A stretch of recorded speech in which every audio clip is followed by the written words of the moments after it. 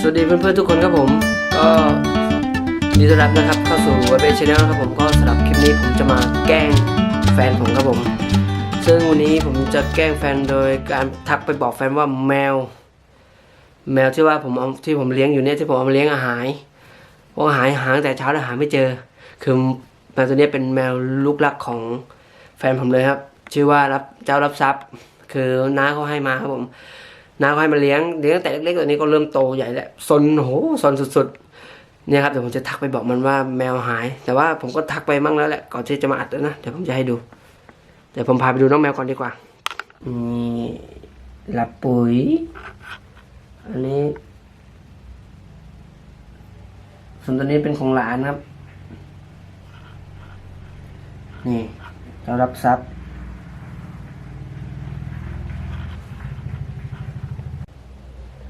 นี่นะครับผมนี่คือน้องแมว2 ตัวครับผมอันนี้ของหลานผมส่วนอันนี้ของผมฮะนี่นะเดี๋ยวผมจะทักไปบอกอุ้ยว่าแมวหายตั้งแต่เช้าแล้ว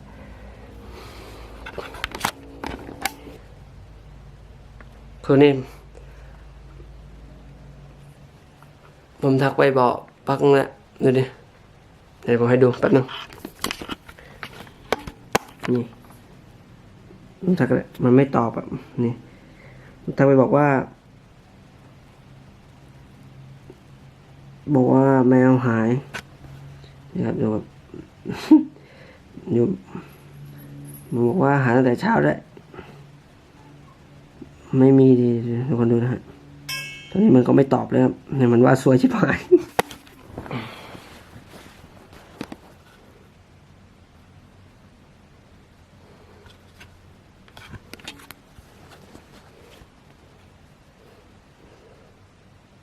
นี่เดี๋ยววันหิวเราต้องมา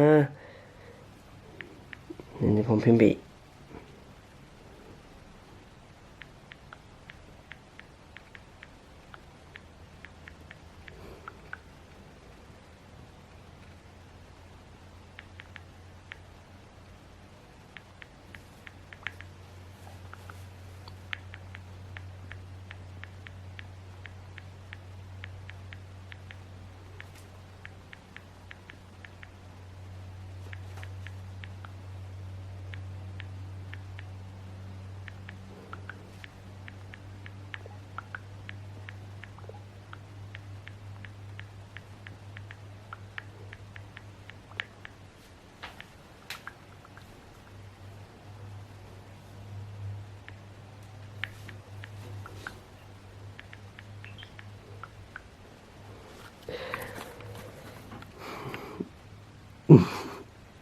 นี่ครับมันบอกว่า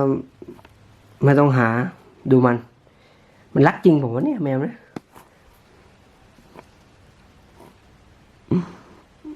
โอ้โหอย่างปันทุกคนดูดิโคตรปันอะ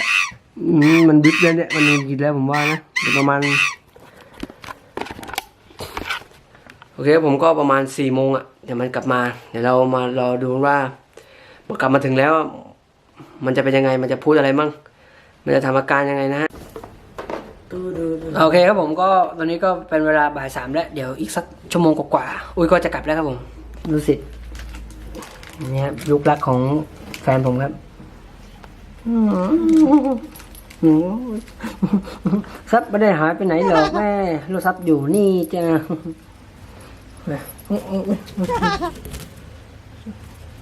โคตรซนนะทุกคน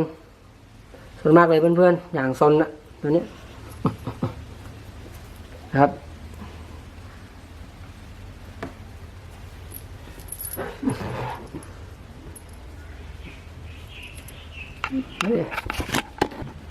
นะครับแล้วก็เดี๋ยวรออุ้ยกลับมา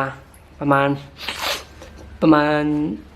อีกชั่วโมงกว่าอุ้ยก็จะกลับแล้วครับแล้วก็เรามาดูว่าอุ้ยมันจะเป็นยังไงนะฮะแล้วก็มันจะพูดอะไรบ้างมันจะแสดงอาการยังไงเดี๋ยวเรามาดูกันนะครับผม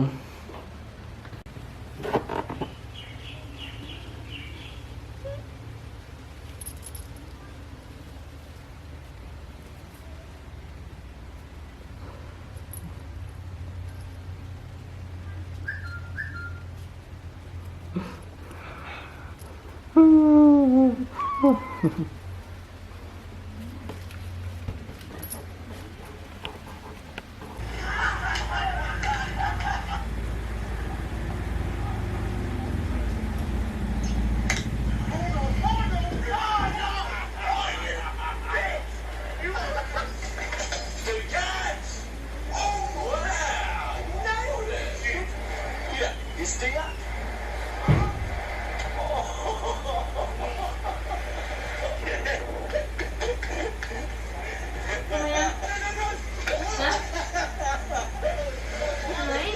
ไมวะ เอาเห็นโทรไป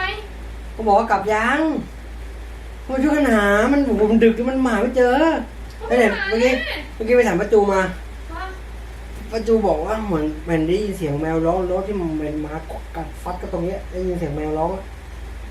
ไปหาไหม เอ้าไปหาดิไปหามันเหนื่อยแล้ววะ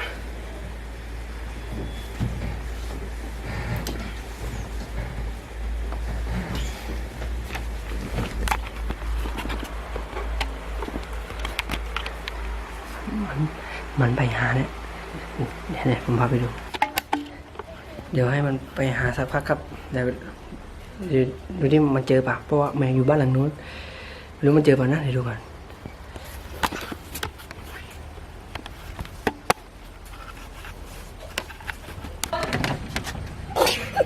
เกมโอเวอร์ จะเอาแพ็คตื่นเลยไอ้เหี้ย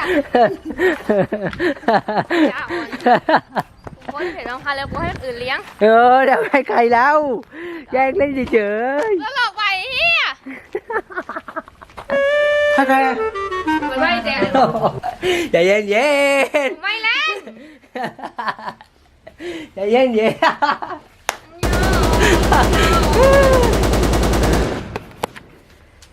เป็นไงบ้างครับขอสัมภาษณ์หน่อยครับ ขอสัมภาษณ์หน่อยครับ คอยปล่อยข้างนอกเลยกู อย่าไปไหน ดูครับ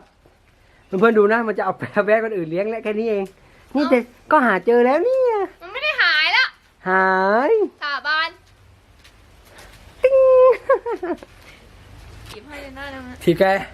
อุ้ยคนมันโง่อะนะเพื่อนๆนะมันโง่ไง บอกแล้วมันไม่หายละ ทุกคนดูมันบอสอะมันเอาแมวให้ตัวเล็กให้แมวตัวใหญ่ตบฟ้องกอง ยิงผิดตอนไหนทำไมแล้วมึงก็สู้สิไป โอเคผมก็คลิปนี้มีแค่นี้นะครับไม่มีอะไรมากเจอกันคลิปหน้าสวัสดีครับ